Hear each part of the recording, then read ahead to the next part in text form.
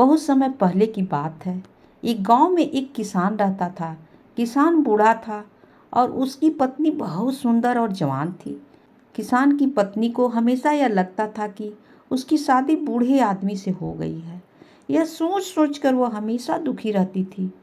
एक दिन उस गांव में कहीं से एक ठग आया और उसने किसान की पत्नी को देखा तो वह सब समझ गया कि यह स्त्री अपने पति से प्रसन्न नहीं है।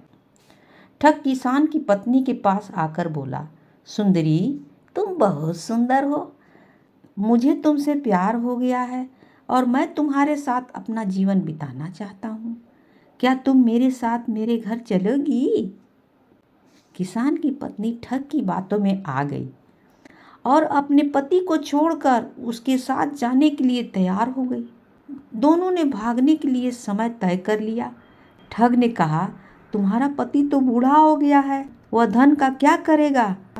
तुम अपने साथ घर में रखा धन और जेवर भी रख लेना, वह भविष्य में हमारे बहुत काम आएंगे।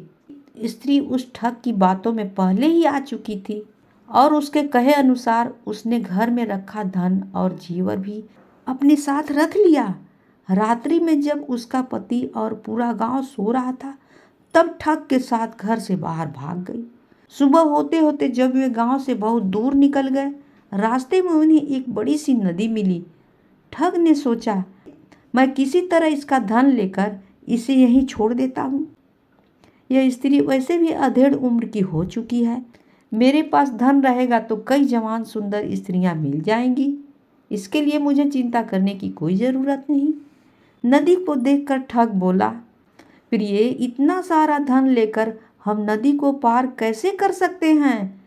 पहले मैं इस धन को नदी के पार ले जाकर किसी सुरक्षित स्थान पर रख देता हूँ, फिर तुम्हें भी नदी पार करवा दूंगा।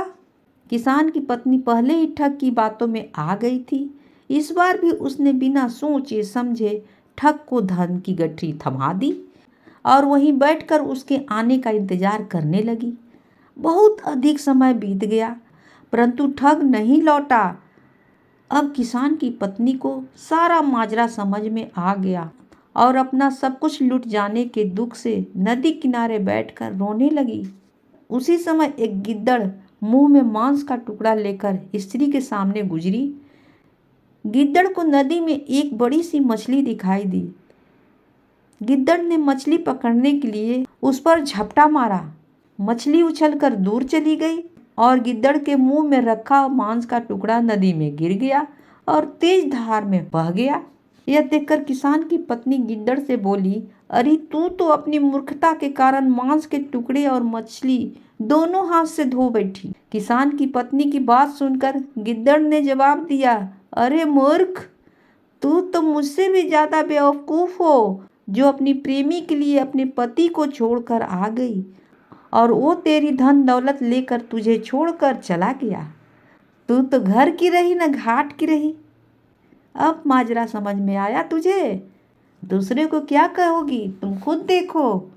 इस कहानी से हमें यह शिक्षा मिलती है कि कभी भी छोटी मोटी बातों को लेकर अपने को धोखा नहीं देनी चाहिए, अन्यथा कहीं के नहीं रहोगे। कहानी होती है समाप्त।